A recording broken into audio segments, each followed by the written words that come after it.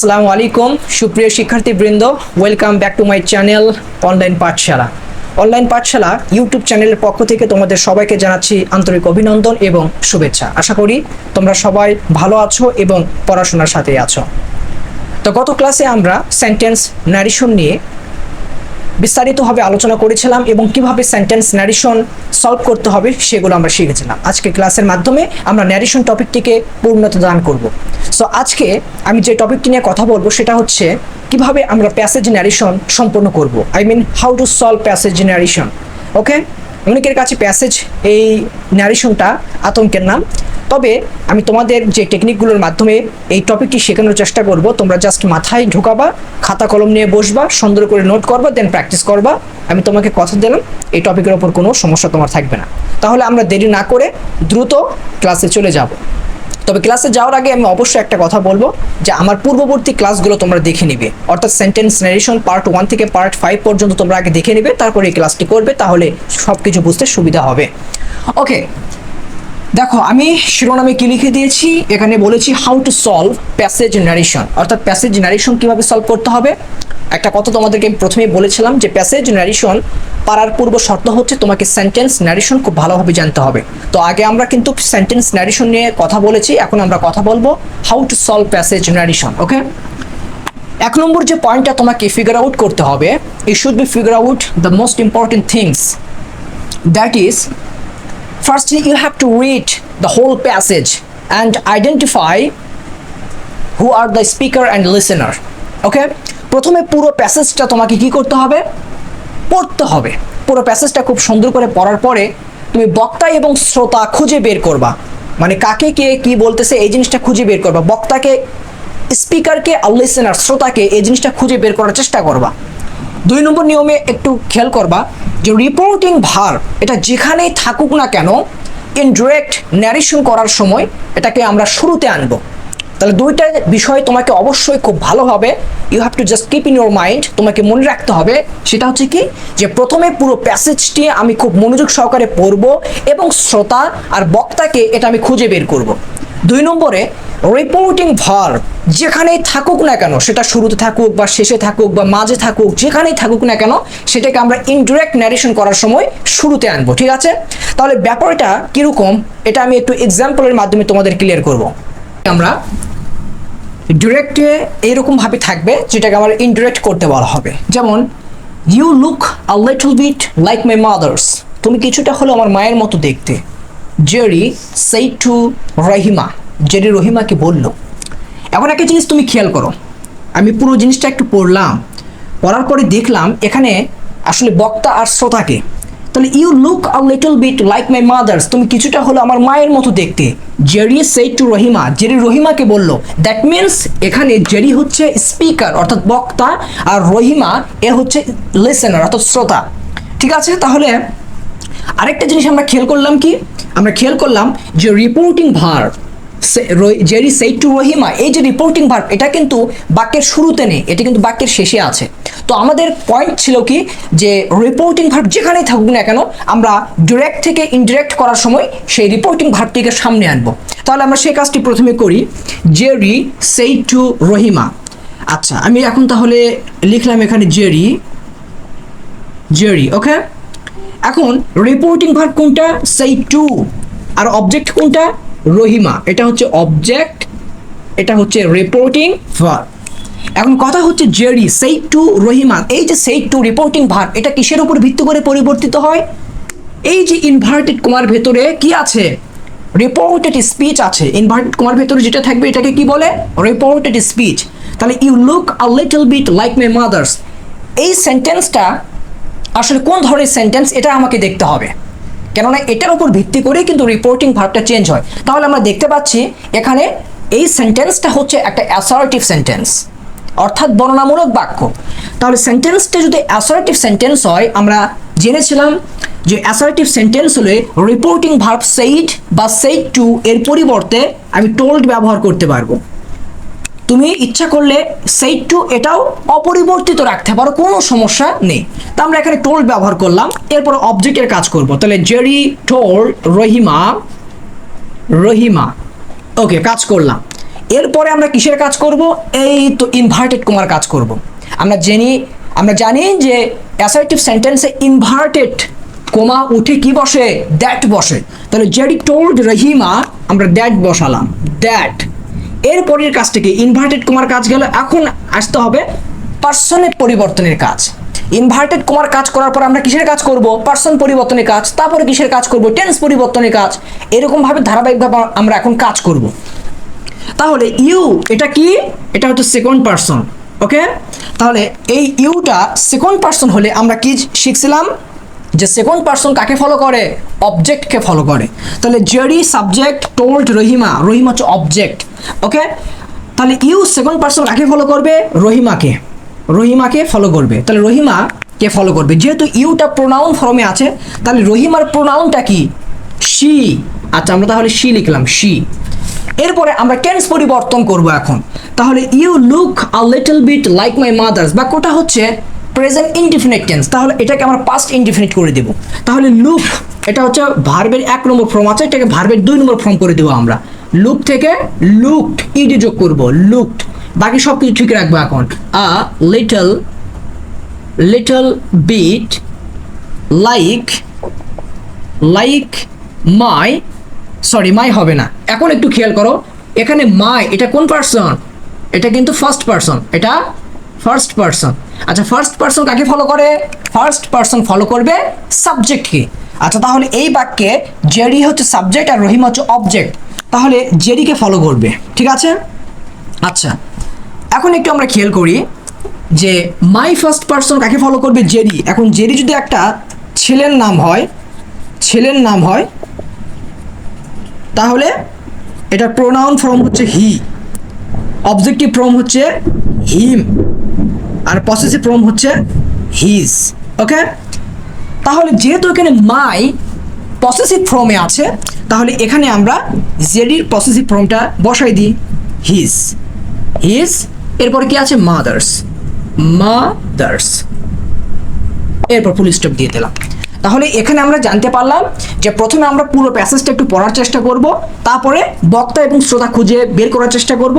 এরপর reporting verb যেখানেই থাকুক না কেন সেটাকে আমরা শুরুতে নিয়ে আসব।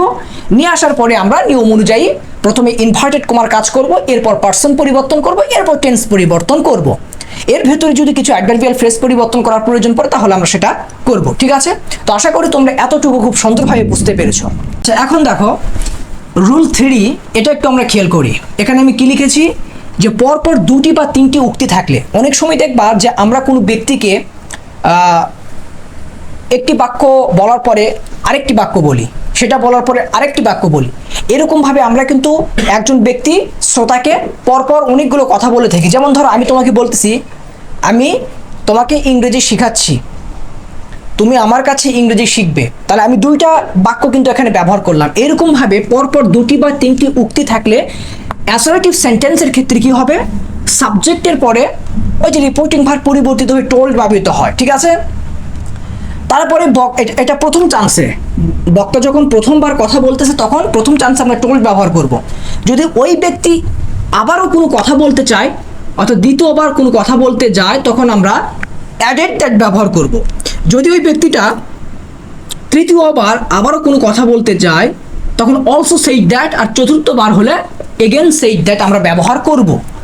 ইন্টারোগেটিভ সেন্টেন্সের ক্ষেত্রে সেম, প্রথমে সাবজেক্ট, প্রথমবার যখন কথা বলবে বা কোনো কিছু জানতে চাইবে তখন আস্কড, পরে যখন আবারও কোনো কিছু জানতে চাইবে দ্বিতীয়বার তখন অলসো আস্কড, তৃতীয়বার যদি আবারও কোনো কিছু প্রশ্ন করে তাহলে তৃতীয়বার আমরা বলবো এগেইন আস্ক ব্যবহৃত হবে।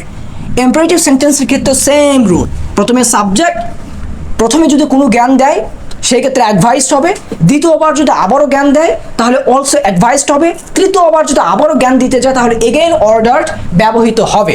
তো এই স্ট্রাকচারটা তোমাদেরকে খুব ভালোভাবে মনে রাখতে হবে যে পরপর 2টি বা 3টি উক্তি যখন একজন ব্যক্তি বলে তখন অ্যাসার্টিভ, ইন্টারোগেটিভ এবং ইম্পারেটিভের ক্ষেত্রে কি করতে হবে এটা আমাদেরকে দেখতে হবে।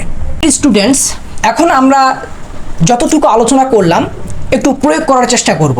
যতটুকু আমরা কথা বললাম একটু প্রয়োগ করার চেষ্টা করি। দেখি এখানে আমরা এখন এই যে পুরো প্যাসেজটা একটু পড়ার চেষ্টা করব। আমি এখানে ছোট ছোট করে তোমাদেরকে বোঝানোর চেষ্টা করতেছি।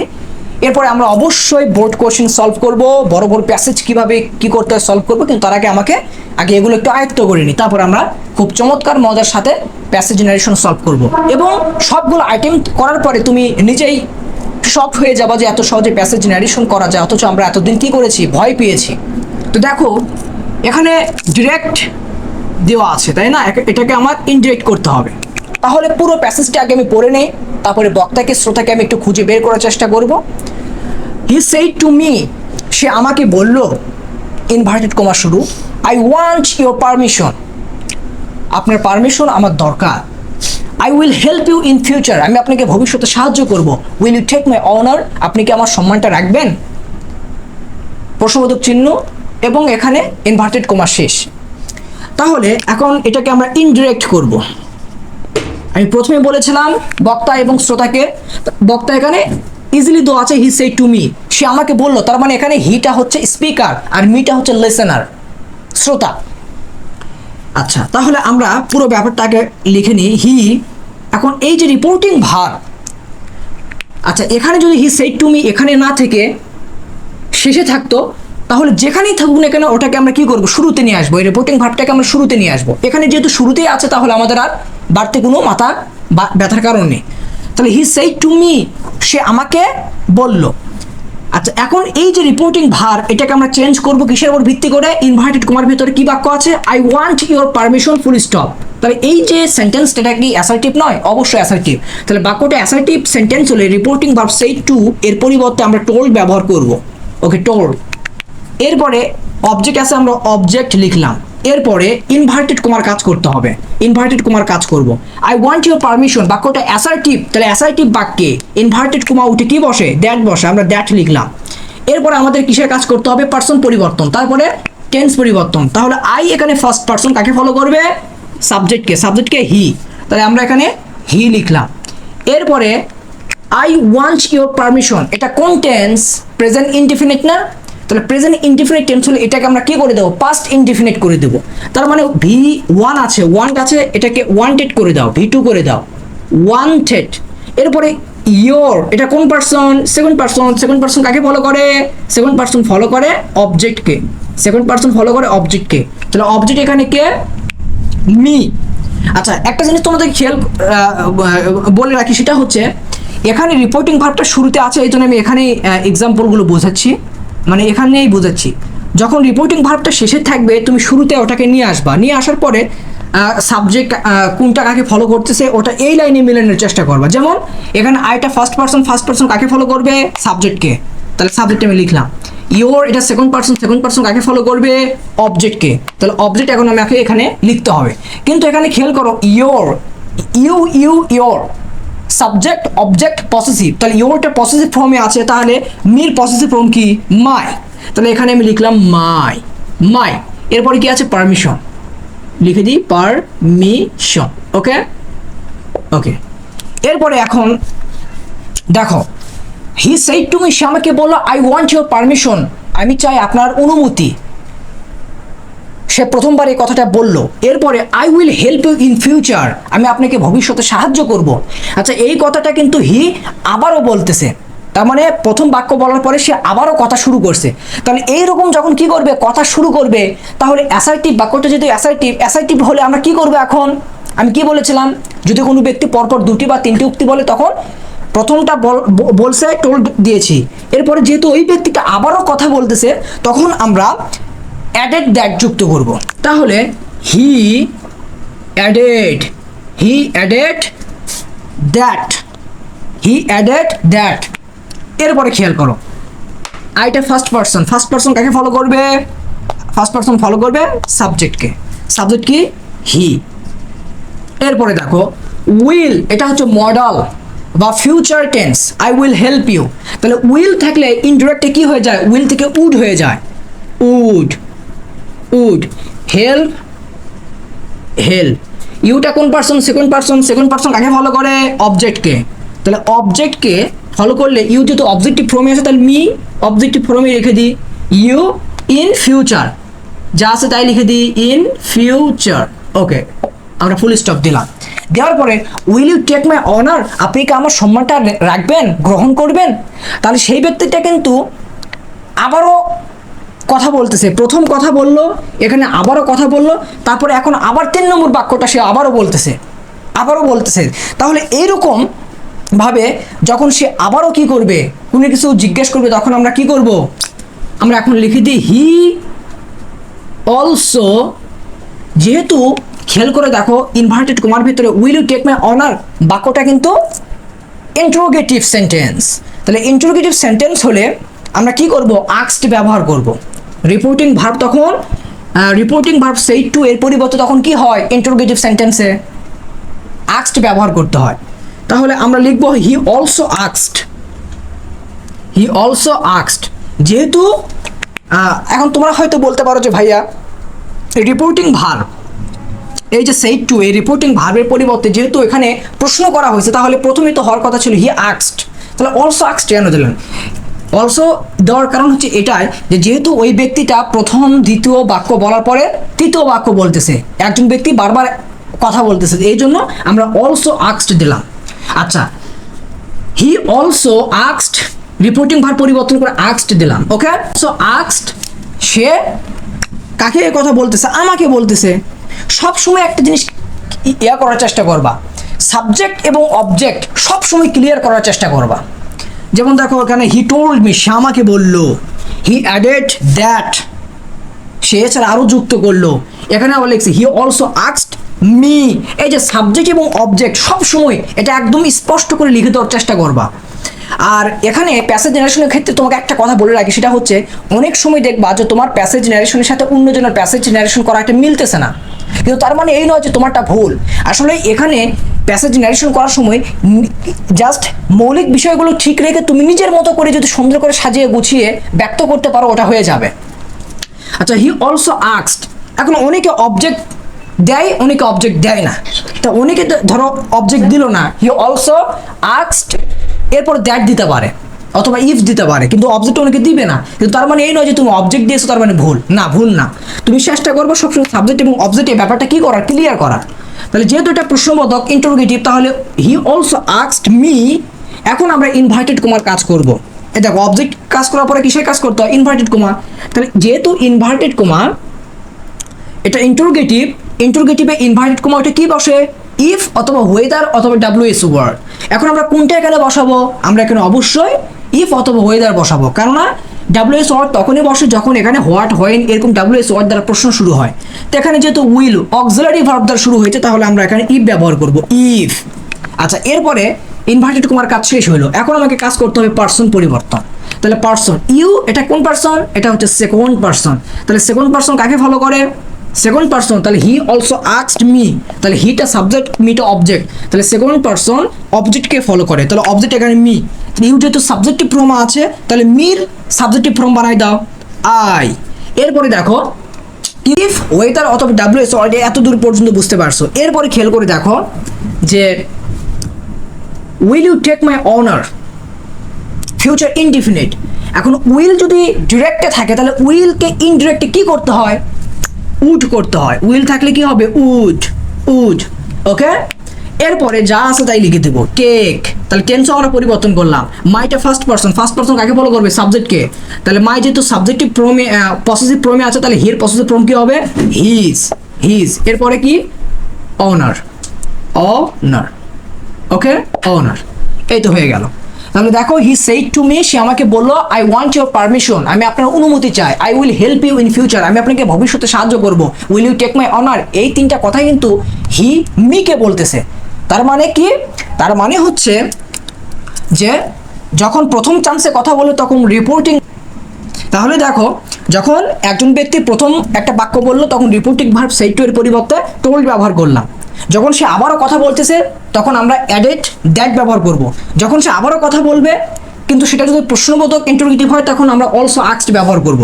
ধরো এখানে যদি এই ব্যক্তিটা ইন্টারোগেটিভ ভাবে অর্থাৎ প্রশ্ন জিজ্ঞেস না করে এখানেও এমন কোনো কথা বলতো যেটা অ্যাসার্টিভ সেন্টেন্স হইতো, তখন আমরা 3 নম্বর কি ব্যবহার করতাম জানো, তখন আমরা 3 নম্বর ক্ষেত্রে ব্যবহার করতাম again said that, he again said that. আশা করি ব্যাপারটা আমি তোমাদেরকে বোঝাতে পারছি। ওকে, আমরা একটু সামনের দিকে এগোনোর চেষ্টা করি। তো মাই ডিয়ার স্টুডেন্টস, এখন আমাদেরকে আরও বেশ কিছু বিষয় জানতে হবে। যেমন দেখো, এখানে আরও জানতে হবে, কি জানতে হবে? যদি ডিরেক্ট ন্যারেশনের মধ্যে কোথাও ইয়েস দেখতে পাও, ডিরেক্ট ন্যারেশনের মধ্যে যদি কোথাও ইয়েস দেখতে পাও, তাহলে সেটাকে ইনডিরেক্ট করার সময় replied in the affirmative and said that, এটা বলতে হবে। যদি নো দেখতে পাও, তাহলে replied in the negative and said that বলতে হবে। যদি ডিয়ার ফ্রেন্ড থাকে, এরকমভাবে যদি dear friend, dear father, deer mother, dear brother কোনো একটা সম্বোধন বোঝায়, তাহলে আমাদেরকে অ্যাড্রেসিং প্লাস অবজেক্ট, এর মানে বুঝতে পারছো, 1 2 3 তিনভাবে এটাকে আমরা করতে পারি। ধরো ডিয়ার ফ্রেন্ড আছে, তখন তুমি এইভাবে এটাকে ইনডিরেক্ট ন্যারেশন করার সময় ব্যবহার করতে হবে, অ্যাড্রেসিং ডিয়ার ফ্রেন্ড, অর্থাৎ ডিয়ার ফ্রেন্ড তখন অবজেক্ট পজিশনে থাকবে। অ্যাড্রেসিং প্লাস অবজেক্ট মানে হচ্ছে অ্যাড্রেসিং ডিয়ার ফ্রেন্ড। এটা যদি তুমি ব্যবহার করতে না চাও, তাহলে এইভাবে করতে পারো যে অ্যাজ ডিয়ার ফ্রেন্ডলি। এটাও যদি তোমার পছন্দ না হয়, তাহলে তুমি এইভাবে ব্যবহার করতে পারো, অ্যাড্রেসিং অ্যাজ প্লাস অবজেক্ট, এর মানে হচ্ছে অ্যাড্রেসিং অ্যাজ ডিয়ার ফ্রেন্ড। ওকে। আর যদি ডিরেক্ট ন্যারেশনের কথা স্যার এইরকম শব্দ থাকে, তাহলে আমরা ইনডিরেক্ট করার সময় কি করব? দুইটা জিনিস ব্যবহার করতে হবে, একটা হচ্ছে রেসপেক্টফুলি অথবা পোলাইটলি।